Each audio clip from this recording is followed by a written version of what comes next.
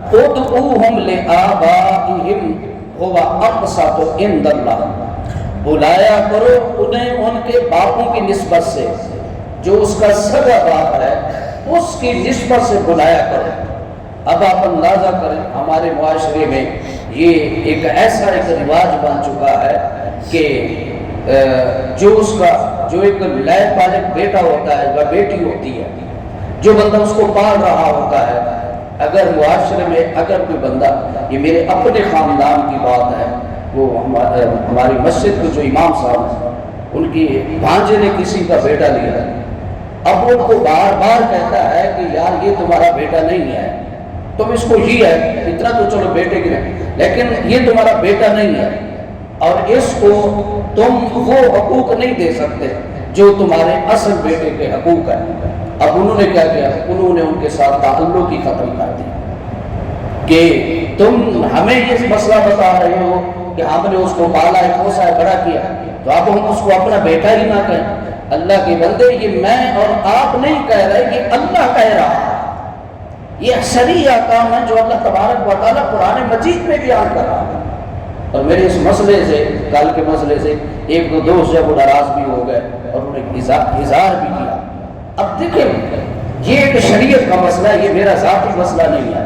نہ تو کسی کے ساتھ یہ ذاتی اناد ہے، یہ تو پھر میں وہ کہوں گا کہ جو زمانہ کفر میں جو لوگ اس دین کے احکام کو قبول نہیں کرتے تھے، آج ہماری حالت بھی وہی ہے۔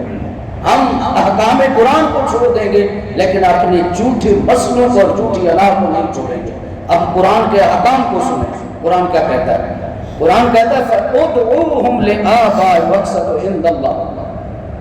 بلایا کرو انہیں ان کے باپوں کی نسبت سے، جو اس کا اصل باپ ہے اس کے نام سے بلاؤ۔ تم یہ نہیں کہہ سکتے، میں نے کل بھی ہمارے معاشرے میں آپ لوگ دیکھتے ہیں کہ وہ اس کو لے کر جو لائق بالغ بیٹا ہوتا ہے اس کا اصل نام بھی اس کی ولدیت کے ساتھ نہیں لکھا جاتا، اور یہ بہت بڑا جرم ہے۔ یعنی کسی کا بچہ لے کر اس کے آگے اپنی ولدیت دے دینا۔ اب اگر سوال یہ پیدا ہوتا ہے، اگلا مسئلہ بھی قرآن نے بتایا، بعض بچے ایسے ہوتے ہیں کہ وہ بعض لوگ یتیم خانے سے لے کے آتے ہیں یا کہیں سے ان کو مل جاتا ہے، اب ان کے ماں باپ کا پتہ نہیں ہوتا ان کے ماں باپ کون ہیں، تو قرآن نے وہ بھی مسئلہ بتا دیا،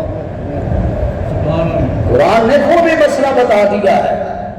اللہ کے بندے کو ہمیں تو اپنے دین پر فخر کرنا چاہیے کہ اللہ نے ہمیں کتنا پیارا دین دیا ہے کہ وہ مسئلے جو قیامت تک دنیا کا کوئی مذہب نہیں حل کر سکا،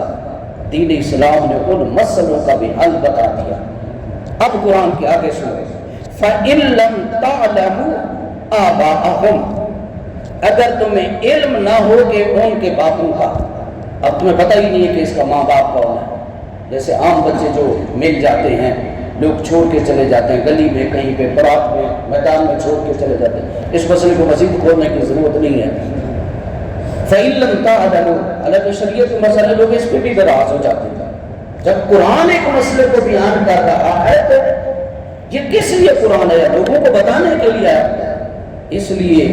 اب قرآن نے کیا کہا، فَإِن لَمْ تَعْلَمُوا آبَاءَهُمْ، اگر تمہیں علم نہ ہو کہ ان کے ماں باپ کون ہیں تو پھر کیا کریں؟ قرآن کہتا ہے فَإِخْوَانُكُمْ فِي الدِّينِ وَمَوَالِيكُمْ، وہ تمہارے دینی بھائی اور تمہارے دوست ہیں، وہ تمہارے بیٹے نہیں ہیں جن کے ماں باپ کا پتہ نہیں، تم نے لے کے پال لیا، ٹھیک ہے، تم نے لے کے پال لیا، اب وہ بھی تمہارے بیٹے یا بیٹی نہیں ہے۔ بعض بندے کہتے ہیں جی وہ تو ایک دن کا تھا، ہم لے کے آ گئے، جب وہ تو بڑا تھا ہم نے اس کو اٹھا لیا، اب اس کا ماں باپ کا پتہ بھی نہیں ہے۔ اب قرآن کیا کہتا ہے؟ قرآن کہتا ہے فَإِخْوَانُكُمْ فِي الدِّينِ وَمَوَالِيكُمْ، وہ تمہارے دینی بھائی اور تمہارے دوست ہیں،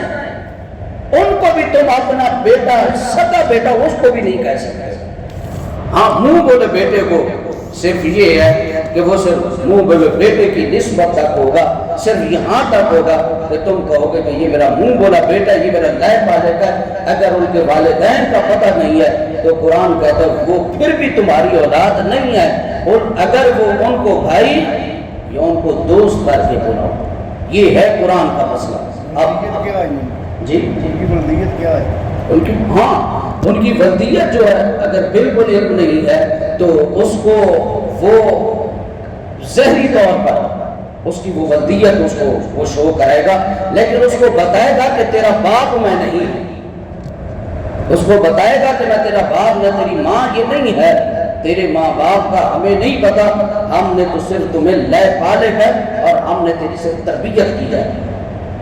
وَلَيْسَ عَلَيْكُمْ جُنَاحٌ فِيمَا أَخْطَأْتُمْ بِهِ، آگے قرآن کہتا ہے اور نہیں ہے تم پر کوئی گرفت جو تم نادانستہ کا کر بیٹھو۔ قرآن کہتا ہے اگر اس سے پہلے تم نے جو غلطی کی ہے اس پر اللہ تمہاری کوئی گرفت نہیں کرے گا، وہ نادانستہ تھی، تمہیں غلطی کا علم نہیں تھا۔ فرمایا وَلَٰكِن مَّا تَعَمَّدَتْ قُلُوبُكُمْ، البتہ وہ کام جو تمہارے دل قصداً کرتے ہیں تو اللہ تعالیٰ فرماتا ہے ان پر تمہارا رب جو ہے ضرور گرفت کرے گا۔ وَكَانَ اللَّهُ غَفُورًا رَحِيمًا، اور اللہ تعالیٰ غفور الرحیم ہے۔ فرمایا یہ احکام ہیں جو تمہارا رب تمہیں عطا فرما رہا ہے، یہ قرآن مجید قرآن رشید کے احکام ہیں، اور ان احکام پر عمل کرنا یہ